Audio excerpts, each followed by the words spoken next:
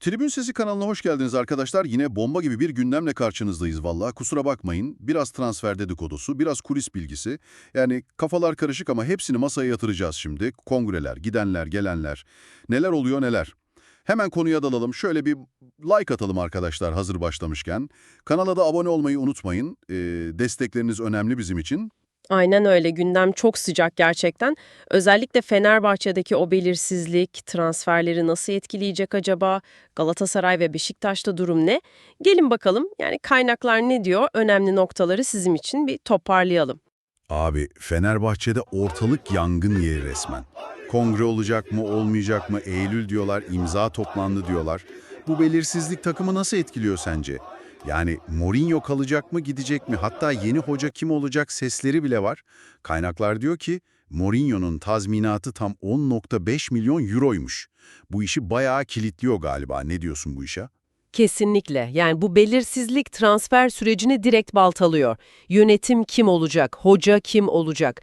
Bunlar belli olmadan büyük adımlar atmak çok zor. Ama duyumlar var tabii. Fenerbahçe öyle boş durmuyor. 4-5 tane çok önemli isimle sıcak temas halinde oldukları söyleniyor. Kaleci, sol ön, merkez orta saha, santrafor, bir de stoper. Özellikle şu Skriniar ismi çok geçiyor ama orada da maaşı çok yüksek. Yani 11,5-12 milyon eurolardan bahsediliyor. Üstelik Napoli ve Suudi Arabistan'da devredeymiş diyorlar. Zor transfer yani, bayağı zor. Peki En-Nesyri ne olacak? Geçen sene aldık çok eleştirildi falan. Şimdi talipleri varmış diyorlar. Hani 25-30 milyona satılabilirmiş. Satıp daha iyi bir santrafor alacaklar mı acaba? Bir de şey diyorlar, Dzeko'nun ayrılığı kesinleşmiş. Bu doğru mu?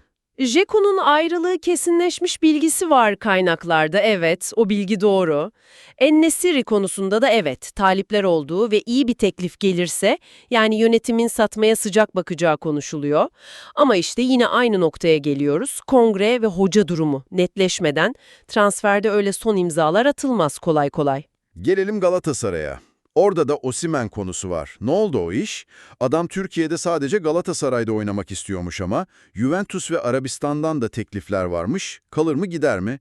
Yönetim parayı hazırlamış diyorlar ama işler karışık gibi duruyor. Bu arada arkadaşlar bir like daha alalım mı? Hadi bakalım. Osimhen konusu tam bir bilmece valla. Oyuncu Galatasaray'ı istiyor gibi duruyor ama maaş beklentisi çok yüksek ve Juventus'ta ciddi rakip. Napoli de Juventus'a satmak istemiyormuş pek. Yani orada işler biraz düğüm. Sezon sonu karar verecek diyorlar oyuncu için. Bir de Sacha Boey geri döner mi sesleri var. Bayern 20-22 milyon euro istiyormuş. Galatasaray satın alma opsiyonunu kiralamak için teklif yapacakmış sezon sonu. Muslera da evini göndermiş diyorlar. Güney Amerika'da scout olmak istiyormuş. Mertens de ayrılıyor ama o futbolu bırakmak istemediği için ayrılıyormuş. Anladım. Hadi Beşiktaş'a geçelim o zaman. Şu Mahmudu Bajo transferi ne durumda?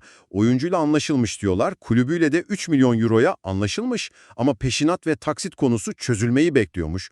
Çocuk gelmek için çıldırıyormuş diyorlar. Doğru mu bu? Bayo transferi bitmeye yakın görünüyor, evet. O konuda bilgiler sağlam. Peşinat konusu çözülünce imzalar atılır diye bekleniyor. Wind konusunda ise yani Jonas Wind, Beşiktaş çok istiyor ama oyuncunun önceliği Avrupa'da kalmakmış. Olmazsa Türkiye'ye bakabilirmiş ama ilk tercih değil. Beşiktaş ısrarcı yine de. Romulo için de Göztepe 15 milyon euro istiyor. Beşiktaş o parayı vermek istemiyor tabii. Ajax ve Feyenoord da rakipmiş. O iş biraz daha zor görünüyor şu an için. Peki Avrupa devlerinin kendi aralarında neler oluyor? Orada da paralar havada uçuşuyor. Hem de nasıl? Real Madrid mesela Bournemouth'tan stoper Dean Huijsen'i almış bile. 50 milyon pound serbest kalma bedeliyle. Liverpool'da Trent Alexander-Arnold Real Madrid'e gider mi diye şimdiden sağ beke Leverkusen'den Jeremy Frimpong'u bitirmek üzereymiş. Yaklaşık 40 milyon euroluk bir paket. Sağlık kontrolleri falan planlanmış. Bir de sol bek arıyorlar, Milos Kerkez ismi geçiyor listede. Büyük kulüpler işte, zayıf gördükleri yeri hemen dolduruyorlar. Gidenler de çok ses getiriyor tabii. De Bruyne, Martinez gibi isimler. Evet, Kevin De Bruyne City'den serbest oyuncu olarak ayrıldı. Chicago Fire ve Napoli'nin adı geçiyor onun için. Dibu Martinez için Suudi Arabistan kulüpleri devrede. Ama oyuncu Avrupa'yı istiyor öncelikli olarak. Sporting'in golcüsü Gyökeres'in de ayrılma kararı aldığı söyleniyor. İlginç olan ne biliyor musun? Nedir? 100 milyon euro serbest kalma bedeli var. Ama oyuncuyla kulüp arasında bir anlaşma varmış. O yüzden yaklaşık 65 milyon euroya Premier Lig'e, Arsenal ya da Man United olabilir. Gidebileceği konuşuluyor. Yani o maddeler de bazen aşılabiliyor demek ki. Anladım. Leipzig'ten de ayrılıklar bekleniyor sanırım, değil mi? Aynen öyle. Xavi Simons ve Benjamin Šeško. Takım Avrupa kupalarına katılamadığı için ayrılmaları bekleniyor. İkisine de Premier Lig'den yoğun ilgi var. Simons için Bayern de devredeymiş. Bu da sportif başarının oyuncu tutmada ne kadar önemli olduğunu gösteriyor. Lyon'dan ayrılacağını açıklayan Ryan Cherki var bir de. İngiliz kulüpleri ve Dortmund hala peşindeymiş. Peki ya transferin gediklileri Manchester City ve Arsenal? Onların radarında kimler var bu ara? City, Milan'dan Ticani Raiders için 50 milyon euro üzeri bir teklif hazırlığındaymış. Bir de Wolves'tan Mateus Cunha transferinde ilerleme kaydediyorlarmış. Onun da 62,5 milyon pound serbest kalma bedeli var. Arsenal ise Real Sociedad'dan Martin Zubimendi transferini bitirmeye çok yakın görünüyor. Kaynaklara göre Real Madrid bu transfere engel olamayacakmış. Yani kulüpler stratejik hedeflerine bayağı odaklanmış durumda gördüğün gibi. Yani transfer piyasası sadece paranın konuştuğu bir yer değil. Stratejiler, oyuncu hedefleri, kulüp içi dengeler, hatta bazen şans.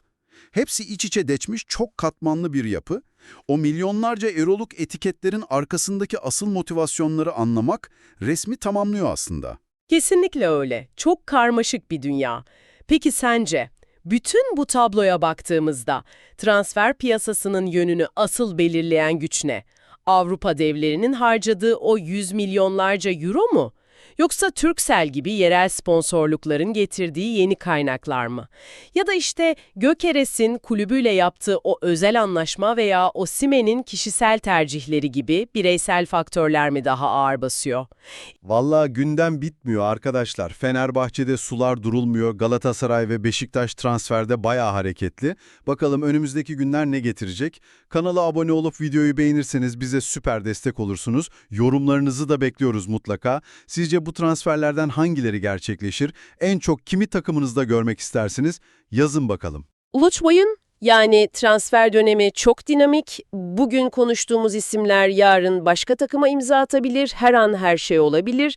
Ama şu bir gerçek, Türk futbolunda hareketli bir yaz bizi bekliyor. Takipte kalın, yeni gelişmelerle yine burada olacağız. Şimdilik hoşça kalın.